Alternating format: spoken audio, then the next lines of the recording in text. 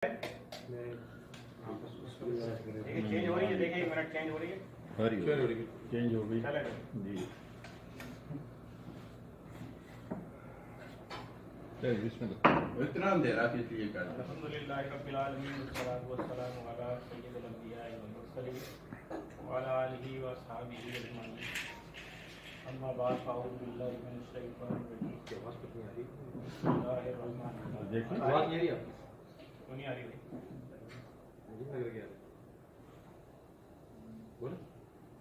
आवाज़ आ रही है आपको अभी? हेलो, नहीं आ रही आ रही है बस। आ रही है इधर आवाज़? हेलो,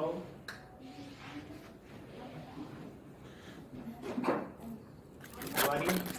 हाँ, नहमदुहु व नसल्ली अला रसूलिल करीम। अम्मा बाद फ़अऊज़ु बिल्लाहि मिनश शैतानिर रजीम। बिस्मिल्लाहिर रहमानिर रहीम।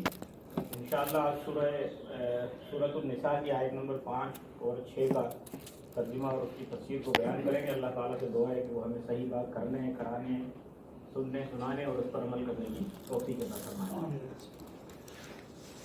कुरान मजीद का ये दोनों आयतें बराह रास्त जो है वो यतीमों के मामलात और उनके अहकामात से मुताल्लिक है, और ये हमारी ज़िंदगी का बड़ा अहम शोबा है जो जिस पर हमारे को इंशाअल्लाह तवज्जो देनी चाहिए और बड़ी अहमियत का हामिल है। अल्लाह तबारक व तआला ने इरशाद फरमाया सूरह निसा आयत नंबर 5 में फरमाया वला तूतु सुफहा अमवालकुम अल्लती जअलल्लाहु लकुम क़ियामन वरज़क़ूहुम फ़ीहा वक्सूहुम वक़ुलू लहुम क़ौलन मारूफ़ा। और नादानों को मत दो उनके माल जिन्हें अल्लाह ने तुम्हारे लिए सहारा बनाया, और खिलाओ उन्हें उसमें से और पहनाओ उन्हें और कहो उनसे अच्छी बात। ये आयत नंबर 5 में अल्लाह ताला ने इरशाद फरमाया, ये इस्तिलाही तर्जुमा इस तरह है कि कम अक्लों को उनके माल ना दो जिसे अल्लाह ने तुम्हारे लिए गुजर बसर का सरिया बनाया है, और उस माल में से जिसको तुम्हें वारी बना दिया गया है, जिसका तुम्हें वारिस बना दिया गया है, जो तुम्हारे हक में दे दिया गया है, उस माल में से उन लोगों को खिलाओ, उन्हें पहनाओ और उनसे अच्छी बात करो। तो यहाँ 3 बातें इरशाद फरमाई है कि उनको 4 बातें बल्कि कि जो लोग कमकल हैं, नाबालिग हैं और उनके वालिदैन का इंतकाल हो गया और वो तुम्हारी कफालत में आ गए, तो उनके माल उन्हें उस वक्त तक ना दो जब तक कि वो बुलूगियत की हद को ना पहुंच जाए, समझदार ना हो जाए। इस दौरान में फिर 3 बात का हुक्म दिया कि उनको खिलाओ, उनको पहनाओ और उनसे अच्छी बात करो। इस आयत में चंद अहकामात बयान किए गए कि जिन बच्चों की परवरिश तुम्हारी जिम्मेदारी है और उनका माल तुम्हारे पास है, और वो बच्चे इतनी समझ नहीं रखते कि माल का मसरफ पहचाने, बल्कि वो इससे बेमहल खर्च कर दें और उनका माल उस पर छोड़ दिया जाए तो जल्द खत्म कर देंगे। हालांकि माल की बहुत अहमियत है, इसी के साथ जिंदगी की बका है। लिहाजा जब तक माल की अच्छी तरीके से समझ बूझ ना हो तब तक इनके माल इनके हवाले ना करो। अलबत्ता फिर इसके बाद क्या कहा कि बल्कि इनकी जरूरियात जैसे खाने पीने और पहनने वगैरह के अखराजात वगैरह इनके माल से पूरा करते रहो। अलबत्ता इनसे अच्छी बात करते रहो, इनसे दिल को इनको तसल्ली देते रहो और इनको ये बताते रहो कि ये माल तुम्हारा है और जब तुम बड़े हो जाओगे, तुम बालिग हो जाओगे तो ये माल तुम्हारे हवाले कर दिया जाएगा। यहाँ सुफहा से मुराद वो जो कम अकल या यूं समझ लीजिए कि नाबालिग बच्चे और बच्चियां, जिसमें लड़के लड़कियां दोनों शामिल हैं। इस सिलसिले में हुजूर नबी करीम अलैहिस्सलाम की हदीस है, इमाम बुखारी इसको बयान करते हैं कि हजरत अली रज़ी अल्लाह अन्हु ने फरमाया कि क्या तुमको नहीं मालूम कि 3 शख्सों से तकलीफ को उठा लिया गया है, मजनून से हत्ता कि वो तंदुरुस्त हो जाए, बच्चे से हत्ता कि वो बालिग हो जाए, और सोए हुए से हत्ता कि वो बेदार हो जाए। तो ये 3 लोगों से, यानी ये 3 अशखास जो है वो शरई अहकामात के मुकल्लिफ नहीं है, इल्ला ये कि जो बीमार शख्स है, जो जहनी तौर पर माजूर शख्स है वो सही हो जाए और बच्चा बालिग ना हो जाए, और इसी तरीके से सोया हुआ शख्स जो है वो बेदार ना हो जाए। इसी तरह दूसरी रिवायत में कि 3 शख्सों से कलम उठा लिया गया है, यानी वो अहकाम शरिया के मुकल्लिफ नहीं है। इसमें एक वो सोया हुआ हत्ता कि वो बेदार हो जाए, मजनून यहाँ तक कि वो शिफा पा जाए, और इसके बाद बच्चा हत्ता कि वो जो है वो बालिग हो जाए। तो ये इस आयत के अंदर अहकाम है। उसके बाद आगे बयान फरमाया। आप तो देखिए यहाँ तो ये बताया कि ये जो यतीम है जिनके वालिदैन का इंतकाल हो गया है और उनकी कफालत तुम्हारी जिम्मेदारी है, तो उनके माल जो है उनको उस वक्त तक ना दो जब तक कि वो बड़े ना हो जाए, समझदार ना हो जाए। لیکن اس میں پھر 3 باتوں کا حکم دیا گیا ہے کہ ان کے مال ان پر خرچ کرو، ان کی تعلیم و تربیت، ان کی ذمہ داری، ان سے انداز گفتگو کو صحیح طور پہ اختیار کرو. پھر آگے آیت نمبر میں آگے ارشاد فرمایا وَابْتَلُوا الْيَتَامَىٰ حَتَّىٰ إِذَا بَلَغُوا النِّكَاحَ، اور آزمائش کرتے رہو ان کی حتیٰ کہ وہ بالغ ہو جائیں، نکاح کی عمر کو پہنچ جائیں. فَإِنْ أَنَسْتُم مِّنْهُمْ رُشْدًا، اور اگر تم دیکھو کہ ان میں سمجھداری آ چکی ہے، فَادْفَعُوا إِلَيْهِمْ أَمْوَالَهُمْ، تو ان کے مال ان کے حوالے کر دو. اور پھر فرمایا کہ وَلَا تَأْكُلُوهَا إِسْرَافًا وَبِدَارًا، اور مت کھاؤ ان کے مال فضول خرچی سے اور جلدی جلدی. یکبروا، اس خوف سے کہ وہ بڑے نہ ہو جائیں، لہذا اس مال کو جلدی جلدی خرچ نہ کرو، اس مال کو جلدی جلدی کھاؤ نہیں. پھر ارشاد فرمایا وَمَنْ كَانَ غَنِيًّا فَلْيَسْتَعْفِفْ، اور جو تم میں صاحب مال ہو، جو صاحب حیثیت ہو، اگر اس کی کفالت میں بچے ہیں تو اس مال میں سے تمہیں نہیں کھانا ہے.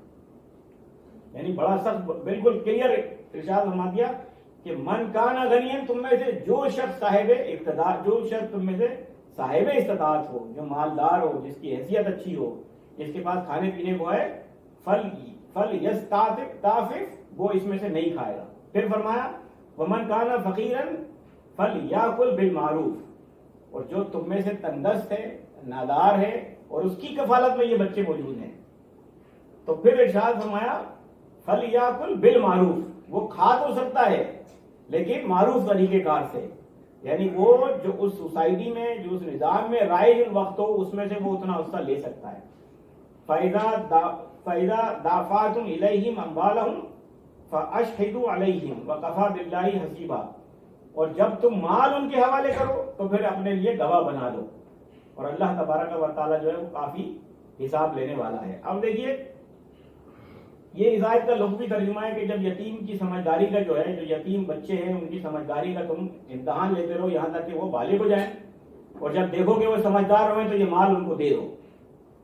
تو یہ تو بلوغت کے بعد کی بات ہے. اب اس کے دوران میں کیا فرمایا کہ جب تمہیں یہ شک ہو رہا ہو کہ یہ بڑے ہو رہے ہیں، اس مال کو جلدی جلدی خرچ مت کرو، اس کو جلدی جلدی کھاؤ نہیں، اس خوف سے کہ یہ بڑے ہو گئے تو یہ مطالبہ کریں گے تو یہ مال ان کو دینا پڑے گا، تو اس کو جلدی جلدی خرچ کر کے اس مال کو استعمال نہ کرو، نہ اپنے اوپر نہ ان کے اوپر فضول خرچی میں. یعنی آپ یہ دیکھیں کہ کتنی باریک بینی سے اس بات کو بیان کیا گیا کہ اس خوف سے کہ کہیں یہ بڑے ہو جائیں اور تمہیں انہیں مال دینا پڑے، یہ نہ کرو. اور پھر ارشاد فرمایا کہ جلدی جلدی بھی خرچ نہ کرو اور اس میں فضول خرچی نہ کرو. البتہ پھر 2 قانون آگے بیان کر دیے کہ جو شخص صاحب اقتدار ہے اس کو تو کچھ لینا ہی نہیں ہے، اس کا یتیم کے مال کی وراثت سے جو اس کے اختیار میں دیا گیا، جو اس کے پاس رکھ دیا گیا، اس کا کوئی تعلق نہیں، اس سے لے ہی نہیں سکتا. البتہ جو شخص نادار ہے وہ اس میں سے قانون جو متعین، جو معروف طریقہ ہے، اس میں سے اپنی ضرورت کے مطابق لے سکتا ہے. اور اس کے بعد جب وہ بڑے ہو جائیں، جب ان کو مال دینے کا وقت آئے تو تم اس میں ایک گواہ کو بنا دو. اب دیکھیے ضرورت مند کے متعلق کہ یتیم کی کفالت میں جو لوگ جو یتیم کی کفالت کر رہے ہیں، اس میں 2 طرح کے لوگ ہیں. ایک وہ جو خود نادار ہوں، جو کچھ مجبور ہیں، لیکن یتیم کے پاس مال و دولت ہے، پیسہ ہے، صرف اس کو ایک گارڈین چاہیے، ٹھیک ہے. اب اس سلسلے میں، اور دوسرا وہ ہے کہ جو خود مال و دولت والا، جس کے بعد خود پیشہ ہو، جو خود صاحب حیثیت ہو. تو جو صاحب حیثیت ہے اس پر تو تمام لوگوں کو یہ اتفاق ہے کہ وہ تو 1 ریال بھی، 1 روپیہ بھی یتیم کے مال سے نہیں لے سکتا. اچھا، اب جو نادار ہے اس پر بھی بڑا ڈر کے، بڑا سوچ کے علماء نے یہ کہا ہے کہ وہ لے سکتا، حالانکہ قرآن مجید میں ہے، لیکن پھر بھی وہ کہتے ہیں کہ بھائی یہ مال چونکہ یتیموں کا ہے، غریبوں کا ہے، مسکینوں کا ہے، اس مال کو نہ لینا اس کے لینے سے بہتر ہے. بہت ہی شروع کے وقت میں علامہ ابو بکر جساس حنفی رحمۃ اللہ علیہ نے بالکل کیٹاگوریکلی کہہ دیا بھائی کوئی نہیں لے سکتا مال. اگر کوئی نادار ہے، مجبور ہے، نہیں ہے اس کے پاس وہ، تو وہ کیا کرے، وہ کسی اور سے قرضہ لے، لیکن یتیم کے مال کو ہاتھ نہ لگائے، leave it as it is. پھر اس کے بعد کے علماء نے اسی دوران میں حضرت ابو الیث سمرقندی رحمۃ اللہ علیہ کہتے ہیں کہ اگر ولی فقیر ہو اور اپنی خدمت اور محنت کے مطابق یتیم کے مال سے کھا لے تو مجھے امید ہے کہ اس سے مواخذہ نہیں ہوگا، اس سے پوچھ پچھ نہیں ہوگی، کیونکہ بہت سے علماء نے اس کی اجازت دے دی ہے. البتہ اس چیز سے بچنا افضل ہے.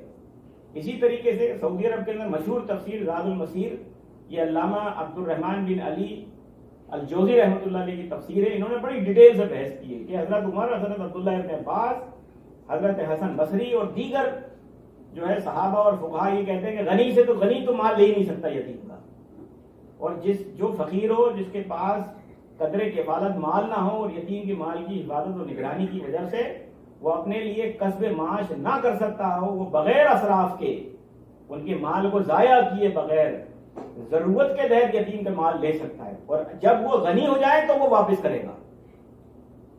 یعنی آپ دیکھیں کہ کتنی کنڈیشنیں اس کے اندر لگائی ہیں۔ پھر اس کے بعد انہوں نے تفصیل سے دیگر علماء کا جو ہے قول جو ہے وہ بیان کیا۔ اس سلسلے میں بڑی تفصیل کے ساتھ جو بحث کی ہے وہ حضرت علامہ ابن کثیر رحمۃ اللہ نے تفسیر ابن کثیر میں کی ہے۔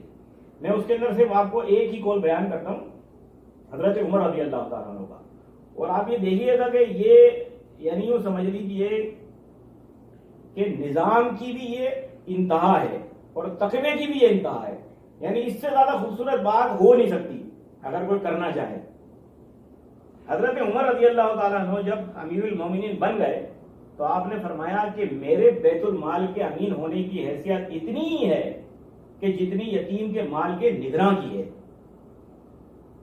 اگر ضرورت نہ ہوئی تو بیت المال سے کچھ نہیں لوں گا، اور اگر وہ ضرورت پڑی تو قرض کے طور پر لوں گا، اور جب خوشحالی ہوگی تو واپس کر دوں گا۔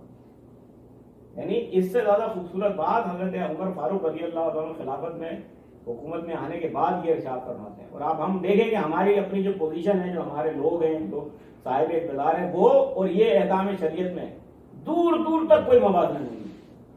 یہ تو ہے کہ چلو 2%، 4%، 3% آگے پیچھے ہو رہا، دور دور تک کوئی موازنہ نہیں ہے۔ پھر دو بھائی کاروبار کرتے ہیں، اگر ایک بھائی کا انتقال ہو گیا تو دوسرے بھائی نے سارے معاملات میں سارے کاروبار پر قبضہ کر لیا۔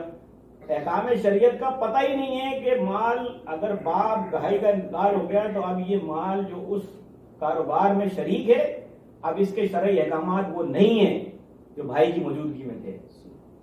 اب وہ مال ایک ایک قطرہ اس مال کا اس بچے کی ملکیت میں جائے گا جو ان کے باپ چھوڑ کے گئے ہیں۔ اور جیسے حضرت عمر فرماتے ہیں کہ میری حیثیت ایسے ہی ہے کہ جیسے کہ کسی نگراں کی ہے جس کو یتیم کے مال میں نگراں بنا دیا گیا ہے، اور اگر ضرورت پڑے گی تو لوں گا، ضرورت نہیں ہوگی تو نہیں لوں گا، اور جو لے لیا ہے بطور قرض اگر پیسے آ گئے اور خوشحالی آ گئی تو یہ بھی واپس کرنا ہے۔ اور پھر علماء نے بڑی تفصیل سے بحث کی ہے کہ واپس کرنا ہے یا واپس نہیں کرنا ہے۔ زیادہ تر کی رائے یہ ہے کہ اگر کسی غریب کے مال، کوئی نادار ہے، کوئی بالی ہے جس نے غریب کو پال رہا ہے، پوس رہا ہے، تو بقدر ضرورت مال اس نے لے لیا تو لے سکتا ہے، اور اس کے بعد جب اس کا کاروبار چل گیا، اس کے پیسے آ گئے واپس، تو اس کو دینے یا واپس نہیں دینے۔ کثیر تعداد میں رائے یہی ہے کہ بھائی یہ پیسے واپس کرو، یہ پیسے آپ نہیں لے سکتے اس لیے کہ یہ یتیم کا مال ہے۔ پھر آگے دیکھیے، بالغ ہونے کے خوف سے یتیم کے مال کو جلدی میں خرچ کرنے کی بھی ممانعت فرما دی گئی۔ یہ جو اسی آیت کے اندر میں نے آپ کے سامنے بیان کر دی کہ مال جو ہے جو یتیموں سے لے لیا، جو یتیموں کا مال تمہاری کفالت میں ہے، اسے جلدی جلدی سے خرچ نہ کرو کہ یہ بڑے ہو جائیں گے تو یار ان کو واپس کرنا پڑے گا۔ اچھا، اب اس کے بعد دیکھیے، یتیموں کے متعلق صرف قرآن مجید کی ان 2 آیتوں کے اندر نہیں ہے، کم از کم 23 جگہ پر یتیموں کے متعلق کیٹاگوریکلی اللہ تعالیٰ نے بیان کیا ہے۔ ان میں سے میں آپ کے سامنے صرف وہ بیان کر دیتا ہوں کہ جو صرف وہ آیتیں جو صرف براہ راست بیان کر رہی ہیں یتیموں کے احکامات۔ یہ سورہ نساء میں آیت نمبر 2 ہم پہلے پڑھ چکے، فرمایا وَآتُوا الْيَتَامَىٰ أَمْوَالَهُمْ وَلَا تَتَبَدَّلُوا الْخَبِيثَ بِالطَّيِّبِ وَلَا تَأْكُلُوا أَمْوَالَهُمْ إِلَىٰ أَمْوَالِكُمْ إِنَّهُ كَانَ حُبًّا كَبِيرًا۔ اور فرمایا یتیموں کو ان کے مال دے دو اور پاکیزہ مال کے بدلے گندا مال نہ لو، اور ان کے مالوں کو اپنے مالوں میں ملا کر نہ کھاؤ، بے شک یہ ایک بہت بڑا گناہ ہے۔ اس کا شان نزول بھی یہ کہ ایک شخص کی نگرانی میں بہت سارے کسی یتیم بچے کا کافی سارا مال تھا۔ جب وہ یتیم بالغ ہو گیا اور اس نے اپنا مال طلب کیا تو چچا نے دینے سے انکار کر دیا۔ اس پر یہ آیت نازل ہوئی جسے سن کر اس شخص نے یتیم کا مال اس کے حوالے کر دیا اور کہا کہ ہم اللہ اور اس کے رسول کی اطاعت کرتے ہیں۔ اسی طرح سعید بن مسیب فرماتے ہیں کہ کمزور جانور دے کر اس کے بدلے میں موٹے جانور نہ، یعنی یہ جو کہا ہے نا کہ یتیموں کے مال کو اپنے مال سے بدلی نہ کرو، اس کا مطلب یہ ہے کہ تمہارے پیسے، تمہارے سکے کھوٹے تھے، تم نے اس سے بدلی کر لیا، تمہارے جانور دبلے پتلے تھے، تم اس سے بدلی کر دو۔ یہ قانون صرف ان 2 چیزوں پر نہیں ہے بلکہ تمام ضروریات زندگی کے اندر یہ موجود ہے کہ شرعی اعتبار سے یتیموں کے مال کو اپنے مال سے تبدیل نہیں کیا جا سکتا، کسی صورت بھی آپ ہی نہیں کر سکتے۔ ایسا نہ ہو کہ اپنا اچھا مال جو ہے وہ اپنا جو ان کا اچھا مال ہے وہ لے لیا اور برا مال ان کو واپس کر دیا۔ اچھا اب اس کے بعد دیکھیے آیت کا مفہوم یہ ہے کہ جب یتیم اپنا مال طلب کریں تو ان کو مال دے دو، جبکہ وہ شرعی تقاضے کو پورا کر لیں اور اپنے حلال مال کے بدلے یتیم کا مال نہ دو تو جو تمہارے لیے حلال ہے. جس کی صورت یہ ہے کہ اپنا گھٹیا مال اس میں ملا کے اور ان کا اچھا مال لے لیا اور اس کے بعد جو ہے وہ ان کو دوسرا مال دے کے جو ہے وہ فارغ کر دیا. پھر اس کے بعد سورہ بقرہ کے اندر قرآن مجید میں جو جہاں پر یتیم کے احکامات شروع کیے وہ 220 آئے تھے سورہ بقرہ. فرمایا پھر دنیا والآخرہ کہ دنیا اور آخرت کے کاموں میں دنیا اور آخرت پہ غور کرو. پھر ارشاد فرمایا وَيَسْأَلُونَكَ عَنِ الْيَتَامَى اور تم سے یتیموں کے متعلق پوچھتے ہیں. فرمایا قُلْ إِصْلَاحٌ لَهُمْ خَيْرٌ، فرمایا ان کے ساتھ تم خیر کا سلوک کرو، ان کی اصلاح کرو، اور یہ اصلاح کرنا ہی خیر ہے. یعنی اس لفظ کے اندر ساری باتیں بیان کرتی، کوئی چیز نہیں چھوڑی. اور پھر ارشاد فرمایا وَإِن تُخَالِطُوهُمْ فَإِخْوَانُكُمْ اگر تم ان کے خرچے سے اپنا خرچہ ملا لو تو وہ تمہارے بھائی ہیں. اچھا اب ملانے کے بعد فساد نیت آئے گا، ٹھیک ہے نا، کہ یار یہ ملانے یہ نہ رکھے، یہ کرے وہ نہ کرے. اب اس پہ کوئی قانون سازی بھی نہیں کر سکتے کہ دودھ لے کر آنا ہے تو یتیم کا الگ لے کر آئیں گے اور اپنا الگ لے کر آئیں گے، ان کا سامان الگ لانا ہے یا اپنے ان کا سامان اس طریقے سے لے کر آنا ہے. اللہ تعالیٰ نے ارشاد فرمایا وَإِن تُخَالِطُوهُمْ فَإِخْوَانُكُمْ اگر ان کے خرچے کو اپنے خرچے سے ملا لو گے تو منع نہیں. لیکن اس کے بعد فوراً کہا فرمایا وَاللَّهُ يَعْلَمُ الْمُفْسِدَ مِنَ الْمُصْلِحِ اور اللہ جانتا ہے کہ کون فساد کر رہا ہے اور کون اصلاح کی نیت سے کر رہا ہے. کیونکہ یہاں تو قانون کو نہیں بتا سکتے، یہاں تو براہ راست نیت پہ ہی تعلق ہے. فرمایا تو اللہ جانتا ہے. پھر فرمایا وَلَوْ شَاءَ اللَّهُ لَأَعْنَاكُمْ اور اللہ یہ نہیں چاہتا کہ تم پہ سختی کرے، یعنی اگر وہ چاہتا تو یہ کہتا کہ نہیں ملاؤ، تو اللہ نہیں چاہتا کہ سختی کرے، لیکن ملانے کے ساتھ یہ کہہ دیا کہ لوگوں یہ بات اپنے ذہن میں رکھنا کہ یہ فساد کی نیت سے ان کا مال کھانے کی نیت سے نہ کیا جائے. اور اللہ تبارک و تعالیٰ بخور جانتا ہے کہ کون ان مال کو ملا کے کھانے کے چکر میں اور کون نیت حسنہ کے ساتھ اس کو ملا رہا ہے. حضرت عبداللہ بن رواحہ سے روایت ہے کہ حضور علیہ السلام سے عرض کیا گیا کہ اگر یتیم کے مال کی حفاظت کی نیت سے اس کا کھانا اس کے سرپرست اپنے کھانے کے ساتھ ملا لے تو اس کا کیا حکم ہے. اس پر یہ آیت نازل ہوئی اور یتیموں کے فائدے کے لیے اللہ رب العزت نے یتیموں کے کھانے سے اپنے کھانے کو ملانے کی اجازت دے دی. لیکن تنبیہ کہہ دی کہ تمہیں یتیموں کے فائدے کے لیے مال ملانے کی اجازت تو ہے، لیکن کون اچھی نیت سے یتیموں کا مال ملاتا ہے اور کس کی نیت میں فساد ہے یہ اللہ تبارک و تعالیٰ کو معلوم ہے. اور پھر یہ فرما دیا کہ واللہ یعلم المفسد من المصلح کہ اللہ جانتا ہے کہ کون اصلاح کی نیت سے کر رہا ہے، کون ان کے فائدے کی نیت سے کر رہا ہے اور کون فساد کی نیت سے یہ کام کر رہا ہے. اس کے بعد دیکھیے بری نیت سے یتیموں کے مال کے قریب جانے کی بھی اجازت نہیں ہے. فرمایا سورہ انعام آیت نمبر 152 فرمایا ولا تقربوا مال الیتیم الا بالذی ہی احسن حتی یبلغ اشدہ. فرمایا اور یتیموں کے مال کے پاس نہ جاؤ مگر بہت اچھے طریقے سے حتیٰ کہ وہ اپنی جوانی کی عمر کو پہنچ جائیں. یعنی اگر جاتے بھی ہو یا تمہاری ملکیت میں بھی آ جاتا ہے تو پھر اس کا طریقہ کار ایسا نہ ہونا چاہیے جس کا مطلب یہ ہے کہ نہ ان کے مال کو فساد نیت سے حاصل کرنا ہے، نہ ان کے مال میں تصرف کرنا ہے، نہ ان کے مال کو خرچ کرنا ہے، نہ ان کے مال کو اپنی ذاتی مقاصد کے لیے استعمال کرنا ہے. پھر یتیموں کے مال نہ کھانے کے لیے یہ قرآن مجید کی آیت ایک ایسی آیت ہے کہ اللہ رب العزت نے یتیموں کے بارے میں اتنا جو سخت حکم نا یہ آپ کو کہیں نہیں ملے گا. پہلے دیکھیں ایک قاعدہ بیان کیا اوپر آیت نمبر 16 اللہ تعالیٰ نے ارشاد فرمایا فَأَمَّا الْإِنسَانُ إِذَا مَا ابْتَلَاهُ رَبُّهُ فَأَكْرَمَهُ وَنَعَمَهُ. فرمایا کہ جب انسان کو اللہ تعالیٰ آزماتا ہے تو اس کو عزت دیتا ہے، اس کو نعمت دیتا ہے، تو پھر انسان کیا کہتا ہے فَيَقُولُ رَبِّي أَكْرَمَنِ. وہ کہتا ہے کہ میرا رب نے مجھے عزت دی ہے. اچھا پھر فرمایا وَأَمَّا إِذَا مَا ابْتَلَاهُ فَقَدَرَهُ عَلَيْهِ رِزْقَهُ. اور فرمایا کہ جب اللہ تعالیٰ رزق میں کمی کر کے آزماتا ہے تو کہتا ہے فَيَقُولُ رَبِّي أَهَانَنِ کہ میرے رب نے مجھے جو ہے وہ ذلیل کر دیا، میرے رب نے مجھے بے عزت کر دیا. اور اس کے بعد فرمایا کل بل لا تکرمون الیتیم. فرمایا عزت اور ذلت کا یہ معیار نہیں ہے جو ہم نے اوپر بیان کیا ہے، بلکہ اس کا معیار ہے کہ جو ذلت جو رسوائی تمہارے پاس آئی ہے وہ کیوں ہے. فرمایا کل بل لا تکرمون الیتیم کہ تم یتیم کل بل لا تکرمون الیتیم کہ تم جو ہے یتیم کی عزت نہیں کرتے. اور پھر فرمایا ولا تحضون علی طعام المسکین اور پھر تم یتیموں کو کھانا کھلانے کی ترغیب نہیں دیتے. تو عزت اور ذلت کا معیار پیسے ہونے، عزت ہونے، مال و دولت ہونے یا نہ ہونے میں نہیں ہے، بلکہ یہ عزت اور ذلت کا معیار ہے جو اللہ تعالیٰ نے بیان فرمایا کہ تمہیں یتیموں کی عزت بھی کرنی ہے، تمہیں انہیں کھانا بھی کھلانا ہے، اور لوگوں کو بھی اس کی ترغیب کرنی ہے، کیونکہ وہ پوری کی پوری جو ہے وہ ملت اسلامیہ کی وہ ذمہ داری کے اندر داخل ہے۔ اس کے بعد دیکھیے کہ انسان کو ڈرنا چاہیے۔ یہ آیت بڑی، یعنی یوں سمجھ لیجئے کہ پہلی آیت میں بیان کیا، 5ویں میں بیان کیا، 6 میں بیان کیا، پھر 9ویں آیت کے اندر اللہ تعالیٰ نے ارشاد فرمایا وَلْيَخْشَ الَّذِينَ لَوْ تَرَكُوا مِنْ خَلْفِهِمْ ذُرِّيَّةً ضِعَافًا فَخَافُوا عَلَيْهِمْ فَلْيَتَّقُوا اللَّهَ وَلْيَقُولُوا قَوْلًا سَدِيدًا۔ فرمایا کہ وہ لوگ ڈریں جو اپنے پیچھے کمزور اولاد چھوڑ دیں، اگر یعنی اس بات سے ڈرو کہ اگر تم اپنے پیچھے کمزور اولاد چھوڑ دو اور تم ان کے بارے میں پھر کیسے کیسے اندیشوں میں مبتلا ہوگے، تو فرمایا کہ انہیں چاہیے کہ اللہ سے ڈریں اور تو بات کریں۔ یہ یتیموں کے متعلق فرمایا جا رہا ہے کہ ان یتیموں کی رکھوالی، ان کا خیال، ان کے مال کا استعمال تم نے اسی طریقے سے کرنا ہے اور اسی خیال سے کرنا ہے کہ جیسے تم اپنی اولاد کا کر رہے ہو، ورنہ تم یہ بات سوچ لو، تم یہ بات اچھے طریقے سے جانتے ہو کہ جب تم کسی اولاد کو، اپنی اولاد کو چھوڑ کے اگر مر جاؤ تو تمہارے دل میں کیسا خیال آ رہا ہوگا اس وقت۔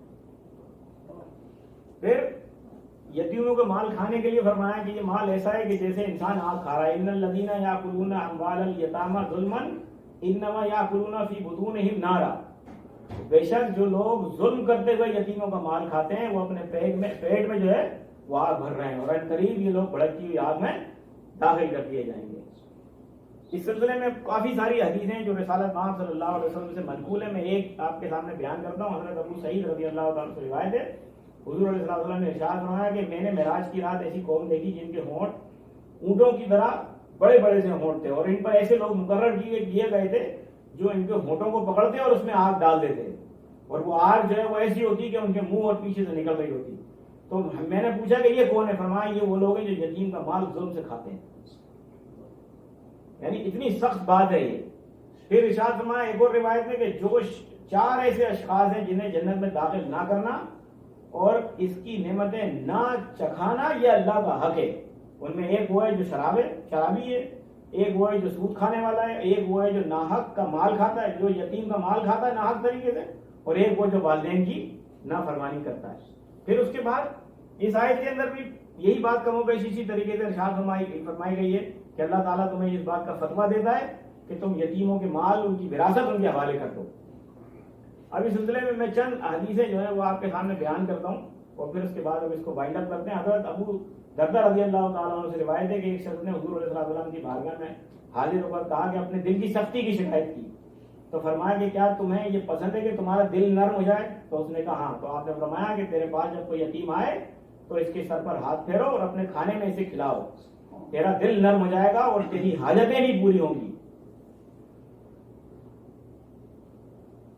حضرت عبداللہ ابن عباس رضی اللہ تعالیٰ سے روایت ہے، حضور علیہ السلام نے ارشاد فرمایا کہ جس نے یتیم کی پرورش کی وہ رات کو قیام کرنے والے، دن کو روزہ رکھنے والے اور صبح و شام اللہ کی راہ میں تلوار اٹھانے والے کی طرح ہے، اور وہ جنت میں 2 بھائیوں کی طرح اس طرح ہوگا جس طرح 2 بہنیں۔ اور پھر آپ صلی اللہ علیہ وسلم جس طرح یہ 2 بہنیں، یعنی آپ نے اپنی دونوں انگلیاں ملا کے بتائیں کہ یہ جس طرح یہ جنت میں اس طریقے سے ہوگا، یعنی رسالت مآب صلی اللہ علیہ وسلم کے ساتھ۔ اسی طریقے سے حضرت ابو ہریرہ رضی اللہ عنہ سے روایت ہے، آپ نے ارشاد فرمایا کہ بیواؤں اور مسکینوں پر خرچ کرنے والا رائے خدا میں جہاد کرنے والے اور دن کو قیام کرنے والے اور رات کو قیام کرنے والے اور دن کو روزہ رکھنے والے کی طرح ہے۔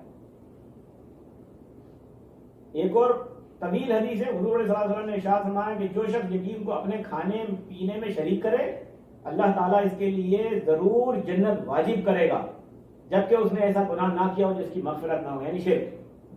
اور جو شخص 3 لڑکیوں یا انہی بہنوں کی پرورش کرے گا، ان کو ادب سکھائے گا، ان پر مہربانی کرے گا یہاں تک کہ وہ بڑی ہو جائیں اور بے نیاز ہو جائیں، تو اللہ تعالیٰ نے اس کے لیے جنت کو واجب کر دے گا۔